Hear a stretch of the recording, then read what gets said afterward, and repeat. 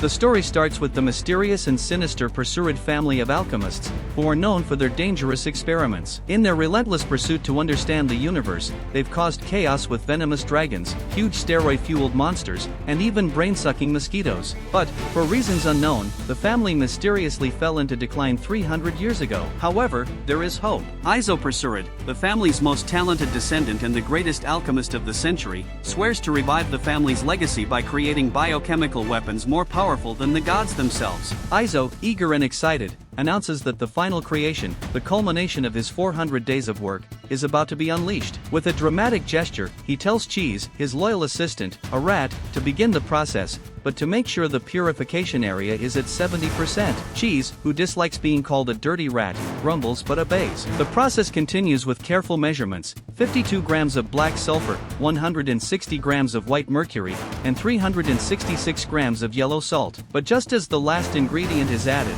the stability drops to 72%. Panic sets in. Izo orders the tank to be opened, the fluids drained, and the pressurization to be reduced. The safety measures are disabled, and the creation tank is ready.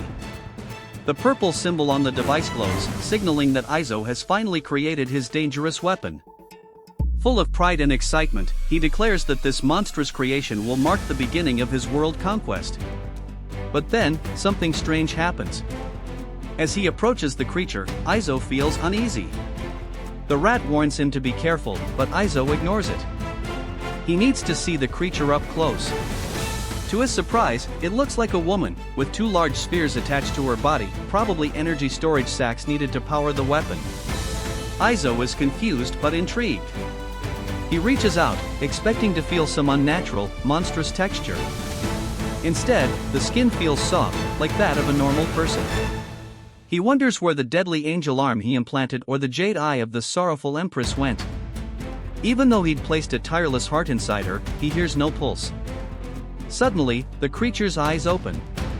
The rat, horrified, warns Izo to be cautious, but it's too late. The creature attacks, pinning Izo to the ground. Realizing the horror he's unleashed, Izo starts to panic, but it's already too late. Cheese just sighs, saying what a pity, but it seems he will have to carry on the Perseid legacy. He even starts thinking about how the tombstone will read, the genius alchemist who was not slain by the city's heroes, but by his own experiments. Izo immediately orders him to help, threatening to stuff a bunch of worms into his cheese if he doesn't. The rat gets mad, saying he's being way too cruel. However, the red liquid that it spilled was actually just some remnants of a flaming slug. Izo declares that he, the greatest alchemist, would not be killed by his own creations. He tells Cheese to remember that he had instructed him to add the soul extraction liquid, so this creature wouldn't have the courage to hurt him. Cheese tries to recall and says he doesn't remember doing that at all. That's when he recalls a day when Izo brought that supposed liquid, and told him to stop drinking it and add it to the production. Cheese had opened it, liked the smell, and decided to pour it into his own drink instead. Now in the present, he is certain that everything is doomed. Izo returns to the final calamity, declaring that he is her master and ordering her to obey. Suddenly, she rises. He asks why she's getting so close, and the girl, as if responding, grabs him. The boy nearly explodes from a flurry of deadly attacks. Spiraling into chaos, he shoves her away, confused. He runs off, shouting that he was exposed because of that damn dirty rat and that he now needs the purification spray. He presses the button and the girl is trapped again. She keeps banging against the glass, but she doesn't seem able to speak. Meanwhile, Izo is dousing himself with purification spray. At that moment, he remembers another familiar face. He starts digging through the files, and Cheese asks what's going on. Then he finds records about the original body of experiment 2252. He is certain it is the same woman from back then. Cheese suddenly remembers and says that's the girl they found without arms or legs. However, he recalls that her hair was purple back then, so why is it yellow now? Izo replies that this is the least of their problems. First, they need to understand this personality change. We then see a year ago in the Golden City at the Queen's Bank. Everyone was going about their day peacefully. But nearby, a chemical bomb had been planted. When the timer hit 0, gas began spreading everywhere. Meanwhile, Izo and Cheese were casually relieving themselves in the bathroom. The rat comments that he's sure the dragon toxin has already been released. Aizu reaches into his bag, pulls out a mask, grabs a weapon, and now it was time to begin. In the bank, everyone had collapsed on the floor as the two walked in. A guard ordered them to freeze, saying the bank's owner was on the way. However, Izao fired a shot from his little gun, and the guy turned into a slime. He even said that the damn thing had become much cuter now. At that moment, Cheese stopped in front of a mother and child and said he had found what he liked most. Desperate, the mother begged him not to kill her son. But Cheese did something much worse. He stole the child's lollipop and walked away singing, saying this one was a good one. With that, they locked the entire place and began melting down the bank. A bomb was installed, the whole thing exploded, and they accessed the vault full of cash. The rascal was delighted that everything had gone perfectly. Later, outside, they were walking back home, humming happily. Isao called himself the genius alchemist of crime, saying there was no better name for him. Meanwhile, Cheese wanted to go to the bar and celebrate the night. But our boy immediately refused, saying that last time he kept giving money to those ugly women, so no way.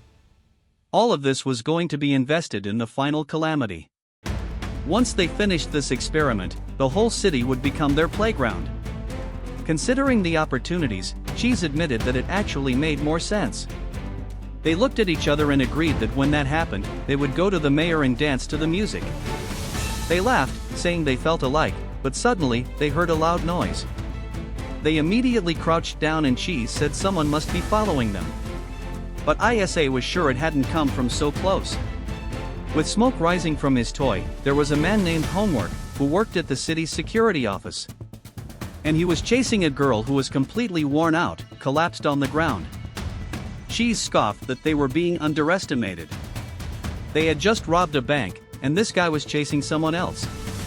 The brute said that indeed, one unit from that group was strong enough to have killed 5 of his detectives. But what he really wanted was the target list the Hellhounds had sent her to eliminate. If she cooperated, maybe he would spare her life. Then he laughed, saying he had forgotten that every member of her unit had their vocal cords cut so they couldn't talk to anyone.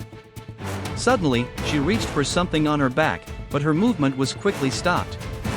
Homunculus smirked, calling her a very naughty girl for trying something in this situation. That's when he saw she was reaching for a teddy bear and wondered if she actually liked that thing. At that moment, she grabbed his pants and let out some distorted sounds. But he simply smacked her on the back of the head and slammed her back to the ground. Stepping on the poor girl, he sneered, saying that, apparently, this weird bear was more important to her. He tossed it near her face and delivered a final blow to the creature. Damn! What a cruel bastard! He then said that since she wouldn't give up the list, at the very least, he would take her body to claim a reward. But that was when Izo appeared, clapping his hands, saying that he had finally found the so-called nemesis of criminals in this place. The old man pointed at him, asking who the hell he was. Then her boy introduced himself as the most cruel and wicked criminal in this city, as well as the greatest alchemist of all, Izzo the Baron. Apparently, he was hiding his family name. Cheese cleared his throat, and Izzo quickly added that he almost forgot to introduce his right-hand man, Dr. Mad Rat. Cheese immediately corrected him, saying he wasn't Izzo's subordinate, since they were on equal footing in all of this. Besides, his title was Madman. Dr. Madman Rat. Izzo pointed out that his name was now too niche because it had mad twice, but Cheese argued that when a word is repeated, it sounds way cooler. That's when Homework interrupted them, saying he wasn't here for some childish game, and they'd better run back to their mommies. The protagonist scoffed, saying that, apparently, he was going to be underestimated once again. Both of them threw sacks of money on the ground, saying this was the result of their latest work. The old man saw the 2 piles and was immediately certain that these bastards were the ones who robbed the White Queen's bank. The 2 started acting like showmen, telling him not to praise them so much. At that moment, Homework sighed and pulled out his gun, saying this was the first time he had encountered people so happy to be accused of something. He then aimed at them and warned that normally, bullets were too expensive to waste on amateurs like them. But today, he would make an exception. Isao thanked him and said he was eager to witness the sharpshooting skills of the city's #1 marksman. He then wished him luck, but as soon as he pulled the trigger, the gun wouldn't fire. He felt the strange heat and suddenly, his entire arm started trembling. A wave of weakness hit him, and he stumbled forward. That's when he realized that inside the money bags was poison. Aizu smirked, saying it was too late for him to notice. That gas would bring anyone down after inhaling it for 8 seconds. But he had already been breathing it in for over a minute. Homer then asked what the hell his goal was. Were they trying to save this woman? But Izao scoffed, saying he was a villain, as if he would ever do something as heroic as saving someone. Then, he pulled out his little gun, and said they despised the so-called heroes of this city.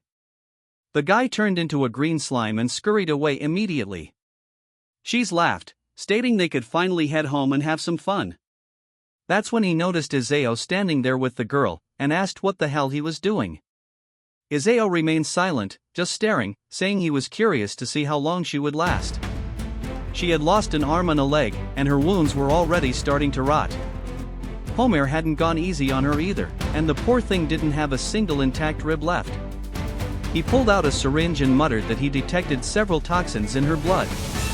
It was a miracle she was even alive, which was precisely why he was so curious to see what was so special about this woman.